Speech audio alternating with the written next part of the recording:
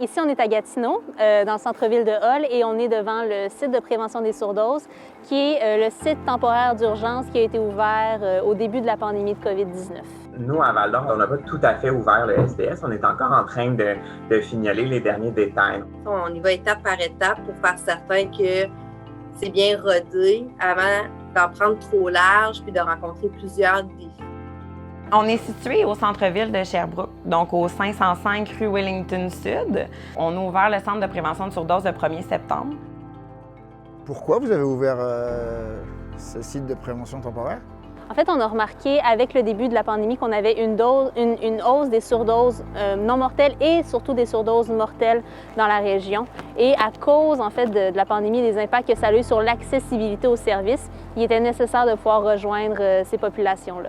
À l'intérieur de la roulotte, il y a 2 intervenants, un intervenant du CIPTO et un intervenant du bras habituellement. Et les gens qui se présentent à l'intérieur de la roulotte ont accès donc au service de l'intervenant, donc les références, le soutien psychosocial. On distribue aussi du matériel de consommation sécuritaire pour sniffer, puffer et s'injecter. C'est vraiment la table de consommation. Donc, on va leur offrir tout ce qu'ils ont besoin. Puis, à ce moment-là aussi, on va parler des substances. Des fois aussi, on va aussi leur dire qu'on est là s'il arrive quelque chose, parce que c'est des fois... Puis, on essaie de rendre ça le plus simple, le plus aussi chaleureux puis accueillant possible, sans jugement, parce que c'est pas que de l'injection, vraiment pas, hein, ou pas que de la consommation. C'est un lieu d'accueil puis un lieu de partage aussi. Il y a toujours quelqu'un à l'accueil qui va les accueillir, évidemment. C'est important de savoir, est-ce que la consommation, bon, il est habitué de la consommer, est-ce qu'il est à risque de surdose parce que là, c'est une nouvelle batch ou une nouvelle conso, il n'a jamais essayé, exemple, la Dilo 8 ou quoi que ce soit. Donc là, on va être plus à qui-vive au niveau des symptômes de surdose. Donc, après qu'il est passé à l'accueil, ils viennent directement dans la salle de consommation. Donc, ils ont 30-45 minutes pour préparer la consommation. Dans le fond, ils peuvent s'injecter, sniffer. Par la suite, ils vont se déplacer à la salle de répit.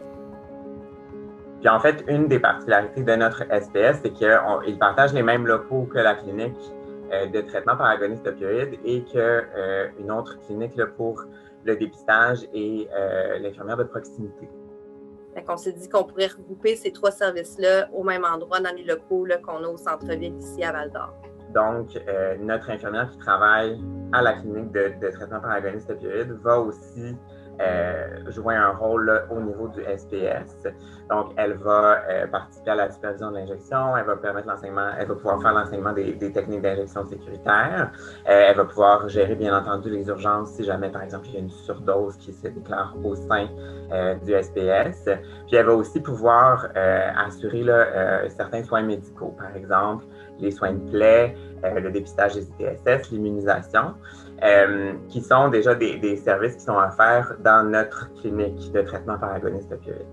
En fait, au départ, quand on a fait la demande d'exemption pour avoir le site de prévention des surdoses, on visait les gens qui devaient ou qui choisissaient de faire la consommation en public. Donc, on parle surtout des personnes en situation d'itinérance ou qui n'ont pas de lieu approprié à la consommation. C'est pour ça, en fait, qu'on a choisi de se positionner ici, donc entre le refuge Le Gétami et le refuge d'urgence pour la COVID-19 qui a été ouvert à l'Aréna, et il y avait aussi un campement en arrière ici cet été. C'est pour ça qu'on a choisi de venir ici, et ce qu'on s'est rendu compte, c'est qu'on rejoignait effectivement cette population-là, mais aussi des gens qui avaient des domiciles, des gens qui sont dans les quartiers autour, mais qui ressentaient le besoin d'être accompagnés dans leur consommation, qui avaient des craintes de faire des surdoses, qui voulaient du matériel ou de l'information. En quoi tu penses que ça améliore la condition de vie des gens, ces services-là? Les gens ont beaucoup peur d'être jugés. Tu vas chercher des services dans un refuge où est-ce que, par exemple, la consommation est peut-être moins permise, bien, les gens vont se cacher beaucoup, puis tout ça, fait que ça les met dans une situation de danger, veut pas. Pour eux, de venir dans un centre d'injection ou de centre de prévention des surdoses, ils se sentent un peu plus à la vue des policiers. Donc, c'est vraiment d'aller démystifier le fait que ici, ils sont en sécurité pour consommer, puis que tout va bien, puis que, dans le fond, c'est vraiment d'aller démystifier là, tout ça là, pour dire que c'est légal de venir consommer ici, puis qu'il y a un périmètre autour qui fait qu'ils sont en sécurité, là. Puis, en fait, ce qu'on aimerait beaucoup, c'est que cet accueillant-là soit en fait un père aidant. C'est certain que moi, je peux parler avec un usager qui consomme, mais sa réalité, je ne l'ai pas vécue.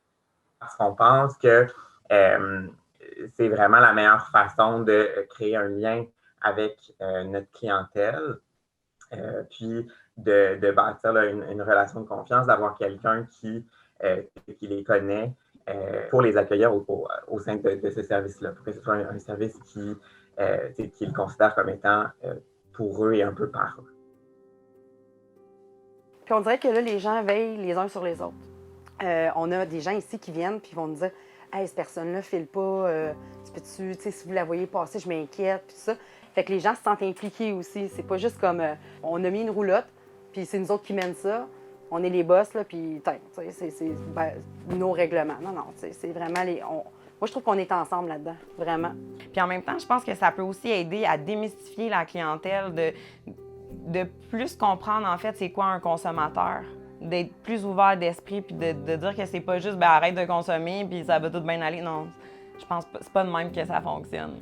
Fait que c'est un peu d'aller démystifier tout ça, puis de montrer à la communauté qu'on peut avoir ce type de service-là à côté de chez soi et que ça soit pas problématique. Le centre de prévention des surdoses, qu'il soit là ou ailleurs, la problématique est là. Fait que est-ce qu'on peut l'adresser, mais qu'on peut offrir des services sécuritaires pour ces gens-là, qui va peut-être être le levier vers autre chose par la suite, puis que ça soit une référence vers un médecin ou vers un intervenant, bien moi, je vois ça comme une intervention qui a eu du succès. Comme c'est pas juste une seringue, là. Ce qui pend au bout de ça, c'est de l'écoute, c'est je suis là pour toi. T'sais, c'est pas juste, moi, je suis pas une machine distributrice, là, même en travail de rue ou ici, je me considère pas qu'on est juste ça, une machine distributrice. C'est le contact humain. Les gens nous disent qu'ils sont reconnaissants puis que c'est important pour eux puis qu'ils se sentent plus en sécurité de savoir que ça existe. Si on a à fermer le 30 septembre, bien là, c'est sûr qu'il va y avoir un manque là, dans le service. C'est sûr que là, on répond à un besoin, fait que c'est important de le continuer. Fait qu'on fait des démarches pour avoir une exemption permanente, ce qui va nous permettre de perdurer le service et avoir un financement pour pouvoir adapter nos locaux aux besoins des usagers. J'espère qu'on va toujours garder justement aussi ce sentiment d'urgence-là pour pouvoir aider les gens le plus possible, puis les rejoindre, puis les accepter dans ce qu'ils sont, puis parce que c'est le seul moyen qu'une personne va se sentir bien, tu sais. Puis je veux dire, crime, c'est un de ses derniers recours, là. On peut-tu donner un break? On peut-tu l'accepter dans son intégralité puis juste pas à juger? Quant à moi, c'est un peu un devoir de s'occuper de ces gens-là parce que personne d'autre le fait. Puis, tu sais, c'est des personnes qui sont aussi, tu sais, quand on brise un peu la carapace, c'est des personnes qui sont tellement gentilles, qui ont vécu tellement de choses, qui ont tellement d'expériences à raconter, puis qui sont reconnaissants aussi qu'on s'occupe d'eux. Fait que je trouve que c'est très valorisant de s'occuper de ces personnes-là. S'il y a un petit milieu comme nous qui peut le faire, c'est que c'est possible de le faire n'importe où aussi. Bien, mon souhait énorme et idéal, c'est qu'un jour, des services comme ça, ce soit plus utile parce qu'on va avoir du safe supply et parce que ça va être accessible. Mais mon souhait à long terme, dans un avenir plus rapproché, c'est qu'on ait suffisamment d'espace mobile et fixe pour avoir des bonnes installations où les gens vont pouvoir se sentir en confiance, puis des espaces où les gens vont pouvoir s'impliquer puis sentir l'envie de s'impliquer. L'exemption en fait permanente va nous permettre de perdurer le service. Sinon, on va être obligé de fermer en septembre 2021. Exactement. Puis pour l'instant, avec tous les feedbacks des usagers qu'on a, parce qu'ils sont contents qu'on soit là, puis ils trouvent ça vraiment plaisant, fait qu'ils nous le disent souvent. Ils nous laissent des petits mots un peu partout. Donc, je pense pas qu'il faudrait pas le fermer, là. C'est important pour eux, puis autant pour nous, pour sauver des vies, parce que le but, c'est ça.